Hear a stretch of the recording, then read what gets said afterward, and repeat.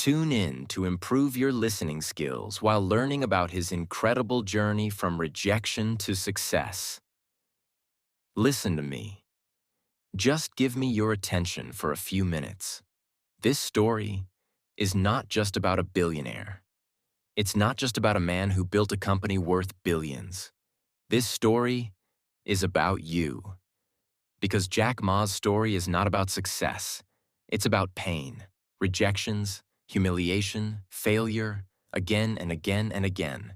It's about a boy who was laughed at, a boy who was rejected by Harvard not once, not twice, but 10 times. Everyone said he was not good enough. But you know what he said? He said, "I will try again tomorrow." He was not rich. He was not a genius. He was not strong. He didn't even know how to code. But still, he became one of the richest and most respected men in the world. How? Because he had something that money can't buy. Believe in self. He had unbreakable hope. And he had a dream that was bigger than his fear. So today, I am not telling you a story about Jack Ma. I am showing you that you can rise too. No matter where you are in life, no matter how many times you've failed, there is a Jack Ma inside you too. Now sit back, open your heart, and feel every line of this story. Because from here, we go deep. His name was Ma Yun. Yes, Jack Ma is not his real name. His real name is Ma Yun, born on the 10th of September 1964 in Hangzhou, China. He was a small boy, thin and weak, with no special talents. His family was not rich. They didn't have a car or TV. They lived in a small house in a narrow street. But you know what made him different? He was curious. He asked questions. He wanted to know more about the world.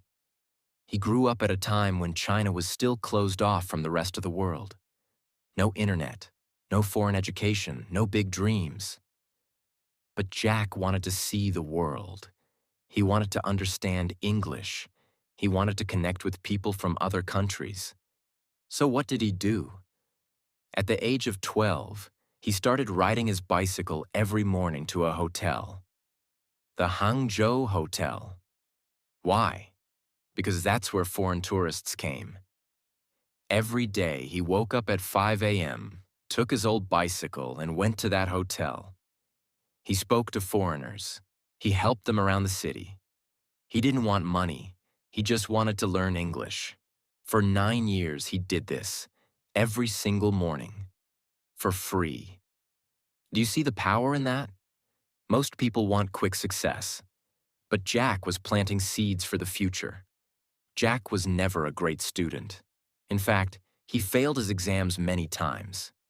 In middle school, failed twice. In high school, failed 3 times. Even in college entrance exams, he failed 2 times. Can you imagine the pressure? In China, these exams decide your future. If you fail, people think you are useless. But Jack didn't care. He just said, "I'll try again." Finally, on his 3rd attempt, he passed and got into Hangzhou Teachers Institute. He studied English and graduated with a bachelor's degree in English. After graduation, Jack applied to 30 jobs. Every single one said no. He applied to become a police officer. They said, "You are not fit." He applied to KFC. There were 24 people who applied. 23 were hired. Only Jack was rejected. Even a simple hotel job rejected him. He was told, "You are not good-looking enough. You talk too much. You don't have the right skills." Now think, how many people would just give up? How many people would say, "Maybe I'm just not made for success"? But Jack said something different. He said, "I will find my own way." One day, while helping a tourist in Hangzhou, Jack became friends with an American family. They liked him so much, they gave him the nickname Jack because Ma Yun was hard to pronounce. From that day, Ma Yun became Jack Ma. This family also gave him hope. They told him about the world outside, about how life could be different. They even invited him to visit the USA. Jack started dreaming bigger. He applied to Harvard University 10 times. 10 times he got rejected. Most people would feel broken. But Jack laughed and said, "Even if Harvard doesn't want me, the world still needs me." He started learning about the internet. He was 31 years old when he saw the internet for the first time. He typed the word beer in a search engine. He saw American beer, German beer, but no Chinese beer. He thought, how is it possible that my country with so many people has nothing on the internet? Then he typed another word, China. Again, almost no results. That night, Jack Ma could not sleep. He sat near the window, staring at the stars. He kept asking himself, why is China not on the internet? Why don't we have anything online? Then slowly, a thought came to his mind. Maybe it's because no one has done it yet. Maybe that person could be me. He didn't know much about technology. He didn't know how websites worked. But he knew one thing. There was a problem.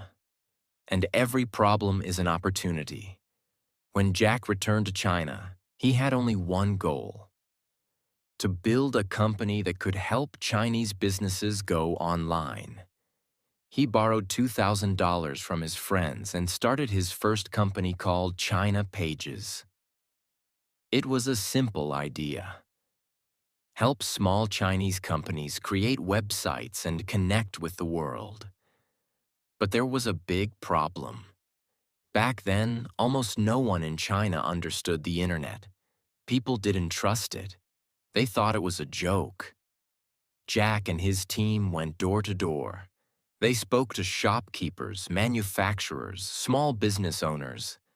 Most of them had never touched a computer. When Jack explained how the internet could help their business grow, many people laughed. Some even said, "Are you crazy? Who will buy things on a screen?" But Jack didn't stop.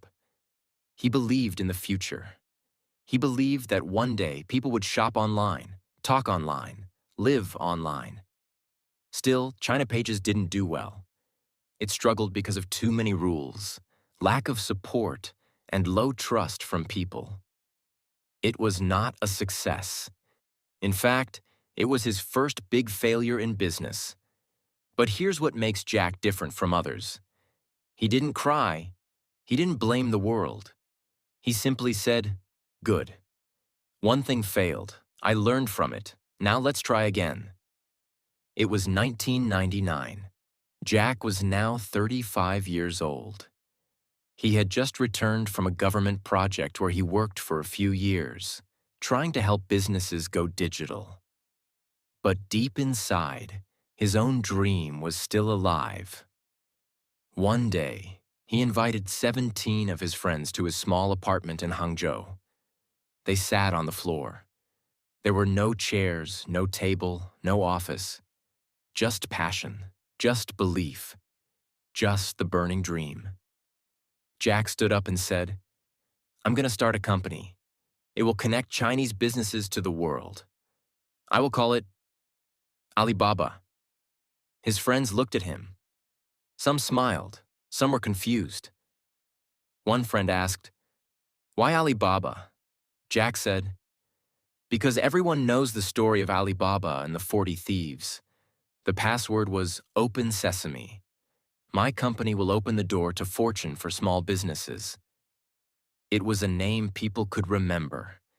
It sounded global, and it had magic inside it. That day, 18 people became the first team of Alibaba. Jack had no business model, no money from investors, no technology. But he had something more powerful. A team that believed in him, and a belief that one day his small startup would change the world. In the beginning, Jack and his team worked from his apartment. They worked day and night, sleeping for only a few hours. There was no salary, no office, no comfort. But there was love. They believed they were building something historic. They created a platform where small businesses could list their products, and buyers from around the world could find them. At that time, Amazon and eBay were already growing in the West. But no one had done something big like this for Chinese businesses. Jack knew it was risky, but he also knew, if we don't do this now, someone else will.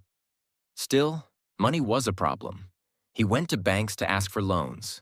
But guess what? He was rejected by more than 10 banks. No clear plan. Too risky. No one will use it. That's what they said. But then came a big moment. A company from the USA called SoftBank and its founder Masayoshi Son met Jack. After talking with Jack for 5 minutes, he said, "I will invest $20 million in your company." Jack was shocked. He asked, "You don't want to see my business plan?"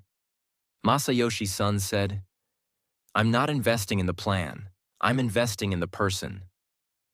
That moment changed everything. Most bosses want to be the smartest person in the room, but Jack Ma was different. He once said, "I hire people who are smarter than me. My job is not to be the best. My job is to bring out the best in others." He treated his team like a family. They celebrated small victories. They cried when things went wrong. They stayed together when they had no money.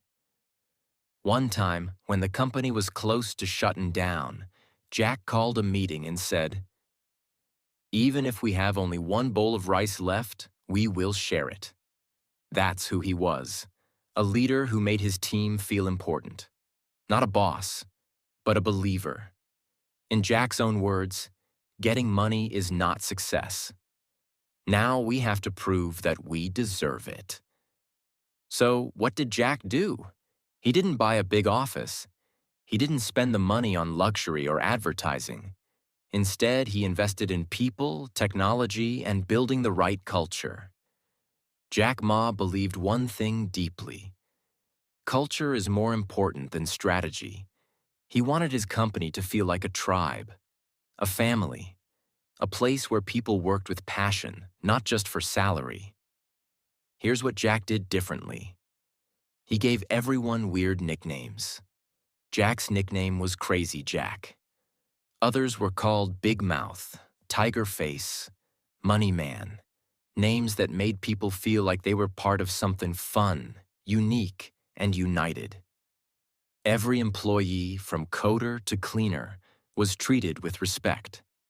Jack once said, "If you want people to work like owners, treat them like owners." They had morning dances in the office. Yes, dancing. Every morning the team would stretch, jump, and dance before starting work. Why? Because Jack believed that energy brings success. A happy team builds a happy company. On weekends, they would have karaoke nights in the office. Jack loved singing, even though he was not a good singer. But he said, "When we sing together, we stay together." This was not a normal company. This was Alibaba, a family with a mission. By 2002, Alibaba was growing fast in China. Small businesses were signing up. Trade was increasing. People were beginning to understand the power of the internet. But then came a storm. A big storm. eBay entered China. At that time, eBay was a giant, a powerful company from the West. They had money, they had technology, they had experience. And soon, eBay bought a Chinese company called EachNet and began to take over the Chinese market. Everyone thought Alibaba was finished. Even Jack's own team started to worry. They said, "Jack, eBay is too big. We can't win." But Jack stood in front of his team and said something unforgettable. "eBay is a shark in the ocean, but we are a crocodile in the Yangtze River. If we fight in the ocean, we lose. But if we fight in the river, we win. He knew China better than eBay. He knew how small businesses in China worked. He knew their language, their dreams, their fears. So Jack made a bold decision. He launched a new platform called Taobao in 2003. It was an online shopping website, just like eBay, but free. Yes, free. While eBay charged sellers to list products, Taobao allowed them to sell for free. Jack said, "Let's win their hearts first. Money will come later." Jack brought together his team and said, "We are not building a website. We are building the future of China." They worked non-stop. They stayed in the office. Some employees even slept under their desks. They ordered noodles and kept coding, testing, calling sellers, and fixing bugs. Jack would walk around the office late at night, talking to team members, giving them energy. He told them stories, made jokes, kept their spirits high. One night, when everyone was exhausted, he said, "Remember, we are fighting for something bigger than us. One day you will tell your children that you were there when China's internet was born." That gave them strength. That gave them fire. eBay noticed that Taobao was growing, so they started spending millions on advertising. They even tried to cut prices, match services, and buy other small competitors. But Jack had a secret weapon: understanding people. He knew Chinese sellers were not just looking for a platform. They were looking for support, community, and trust. So he added features like direct chat between buyer and seller, so they could talk freely, colorful, fun designs, not the boring gray style of eBay, tips and education for new sellers. Slowly, people started loving Taobao. They felt it was made for them. eBay felt like a foreign machine. Taobao felt like a local friend. The turning point. In 2005, something huge happened.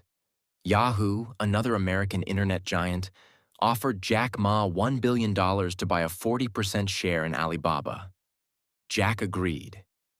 But he made sure of one thing: we control the company. No matter how much money they give, Alibaba will be run by us. With that money, Jack strengthened Taobao. He gave better services, hired more people, built bigger offices, and trained more sellers. eBay could not handle the pressure. They started losing ground. By 2006, eBay shut down their China operations. Jack had won. A small team in a small apartment had defeated a global giant. Did Jack celebrate wildly? No, he simply told his team, "We didn't win because we are better. We won because we stayed close to the people." Let's never forget that.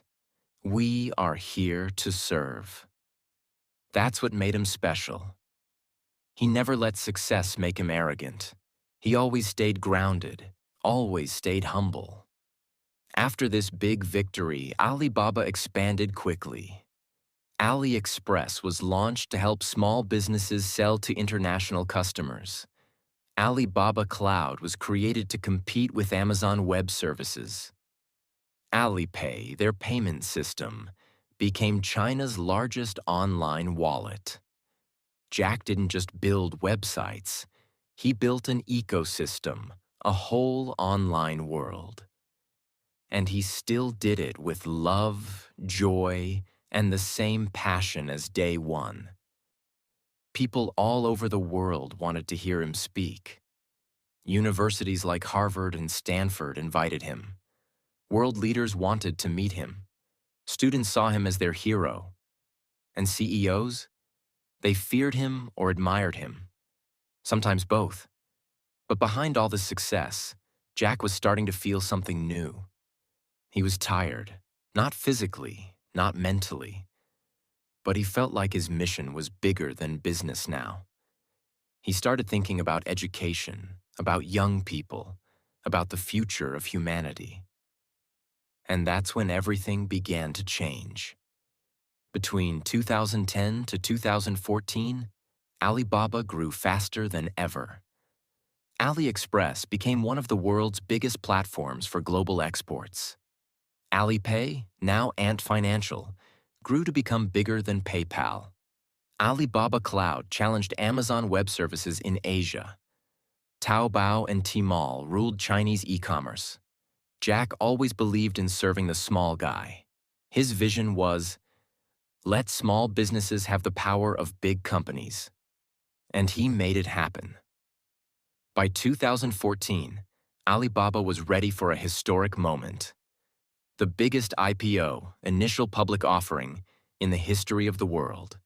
September 19th, 2014. The world watched. Wall Street buzzed with excitement. Alibaba was about to go public on the New York Stock Exchange. People were calling it China's Amazon. Jack Ma walked into the NYSE wearing a simple suit, smiling calmly. But inside, he was nervous. He had never seen this kind of attention before. Cameras, reporters, billionaires, bankers, fans. When the IPO opened, Alibaba's value shot up to $231 billion. Jack Ma became the richest man in China overnight. But when a reporter asked him, "How do you feel about being the richest man?" he simply said, "This is not my money. I'm just holding it for the people. I want to use it wisely." That's Jack. Always humble, always focused on impact, not luxury. After the IPO, Jack had everything: fame, power, wealth, global respect. But his heart was moving in a different direction now. He wanted to change education. He wanted to help young people become dreamers, leaders, and kind humans. So he started the Jack Ma Foundation. He began visiting schools in poor areas. He donated money to education in rural China, Africa, India, and Southeast Asia. He taught kids to believe in themselves, just like he once believed when the world said no. Jack Ma said, "If I have to choose between being a billionaire or being a teacher, I choose teaching." He even started giving speeches to teenagers saying things like, "Don't chase money. Chase learning. Don't fear failure. Learn from it. Don't try to be the best. Be the most unique." People began to call him the teacher billionaire. September 10th, 2019. Jack's 55th birthday and Teacher's Day in China. He announced that he would retire from Alibaba. Not because he was tired, not because he was bored, but because he believed. A good leader knows when to leave. If I stay too long, I become a boss. I want to leave as a friend. He organized a farewell like no other. More than 60,000 employees gathered in a stadium in Hangzhou. There were lights, music, tears, and dancing. Jack came on stage wearing a rock star outfit, leather jacket, guitar in hand, singing Chinese pop songs. He laughed, he cried, he danced. In his final speech, he said, "I was never smart. I failed many times, but I never gave up. If I can do it, you can too. Believe in yourself, love your dream, and remember, the best is yet to come." The crowd stood and clapped for 10 minutes. That night, China cried with joy. Jack had left as he promised, not as a king, but as a friend. The mysterious disappearance. He spoke at universities. He explored Africa. He launched programs for rural teachers. He focused on philanthropy. But in late 2020, something strange happened. Jack gave a speech in Shanghai. He criticized the Chinese financial system and said it needed reform. Soon after that, Jack Ma disappeared from public view. No interviews, no speeches, no tweets, no sightings. For 3 full months, the world didn't know where he was. Rumors started flying. Was he arrested? Was he in house arrest? Was he warned by the government? Nobody knew. Even international media like CNN and BBC asked, "Where is Jack Ma?" Then one day, he reappeared in a short video, calm and smiling. But something had changed. He looked tired. His voice was soft. He said he was focusing on teaching and philanthropy now. Many believe he was forced to stay quiet after speaking against the system. But Jack never confirmed or denied anything. He simply stepped back, and that became part of his legend. Jack Ma's net worth and wealth. Jack Ma's net worth has changed over time due to stock market changes, government pressure, and his own choice to step away from business. At his peak, his net worth was around $65 to $70 billion, making him the richest man in China.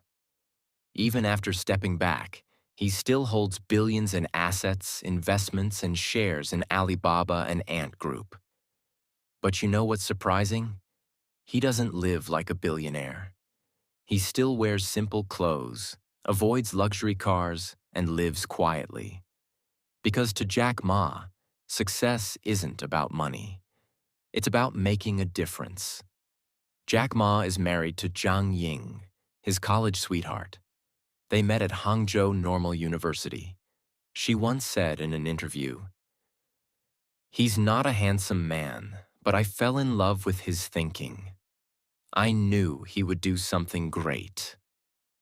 They have 3 children, and Jack tries to keep his family life very private. He loves reading, traveling, and spending time with young students and teachers. After retirement, he started teaching again. Not in big universities, but in small rural schools where the need is real. Because that's the Jack Ma way. Go where you are most needed, not most celebrated. Jack Ma is known for giving some of the most powerful motivational speeches ever. His speeches are simple, emotional, full of humor, and unforgettable. Here are a few of his life-changing quotes. "If you don't give up, you still have a chance. Giving up is the greatest failure. Help young people, help small guys, because small guys will be big. Young people will have the seeds you bury in their minds, and when they grow up, they will change the world. Today is hard, tomorrow is harder, but the day after tomorrow is beautiful." His speeches have changed lives, inspired millions of students, and brought hope to those who had nothing but a dream. He doesn't just motivate you. He teaches you how to believe in yourself when the world doesn't. You might be watching this video from a small town. Maybe you failed in school. Maybe people laugh at your dreams. Maybe you're scared that you're not good enough, smart enough, rich enough. But Jack Ma's story proves one thing. You don't need to be born rich. You don't need to be a genius. You don't need perfect English or big connections. All you need is a heart that refuses to give up. When Jack Ma was rejected by KFC, by jobs, by investors, by Harvard, he didn't stop. He just smiled, stood up, and tried again. Your rejection is not the end. It's a redirection. Your struggle is your superpower. Your pain will become your purpose. So dream big, start small, move fast, and never ever stop believing in yourself. One day the world will know your name. If you want to change your life, if this story gave you goosebumps, if you felt inspired, emotional, or even a little more powerful inside, then imagine learning something like this every single day. This channel is not just for videos. It's a home for dreamers, doers, warriors, and learners like you. So, hit that subscribe button right now, join our family, and remember, every day you learn something new is a day you get closer to your dream. We are here to grow with you. One story, one lesson, one powerful idea at a time. This is not the end. This is your beginning. Subscribe now, because tomorrow we rise